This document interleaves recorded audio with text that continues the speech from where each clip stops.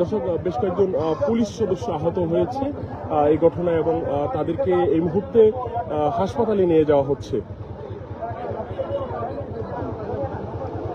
দর্শক, engineers institute of Bangladesh যে রমনাতে অবস্থিত, সেই আইইবির ভিতরে কিন্তু জামাতপন্থী এবং বিএনপিপন্থী যে প্রকৌশলী যারা রয়েছে তাদের মধ্যে কিন্তু একটি অনুষ্ঠান চলছিল। অনুষ্ঠান চলাকালীন সময় এসে আওয়ামী লীগের একটি গ্রুপ এসে তাদের উপরে হামলা করেছে এবং বেশ কয়েকজন পুলিশ সদস্য সহ বিএনপি এবং জামাতের নেতাকর্মী আহত হয়েছেন।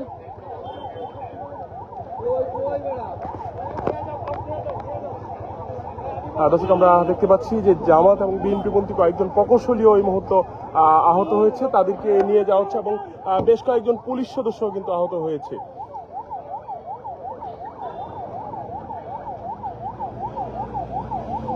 এবং এই মুহূর্তে পুলিশ অবস্থান করছে এবং কিছুক্ষণ আগে কিন্তু এই ঘটনাটি ঘটেছে এবং ভিতরে কিন্তু স্লোগান দিচ্ছে।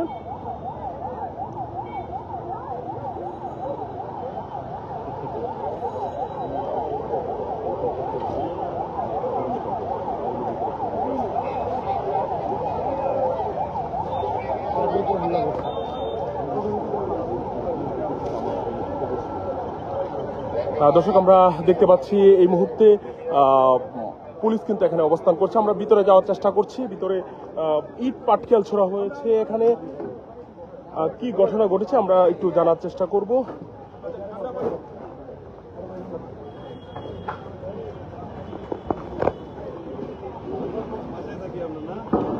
ভাই, কি ঘটনা ঘটেছে? আমি একটু জানতে চাচ্ছি, কালবেলা থেকে যুক্ত আছি, কি ঘটনা ঘটেছে আপনাদের এখানে? এখানে আমরা ইউজিএমএল নিয়ে আমরা মানে সমাবেশ রেডি হচ্ছিল।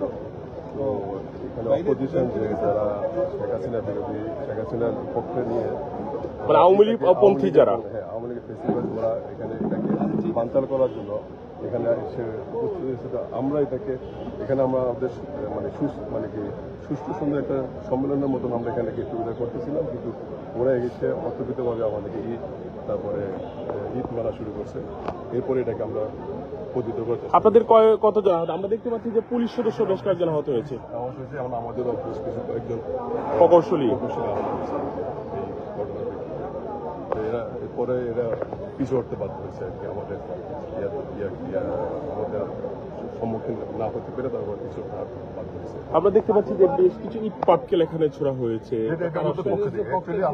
আচ্ছা, কারা ছুড়েছে এই পাটকেল? কারা ছুড়েছে? এটা ওই যে ফেসিবাদের দোসর যারা নির্বাচন চায় না, নির্বাচন ছাড়া আইবির ক্ষমতায় আসতে চায়, তারা ইট পাটকেল করেছে।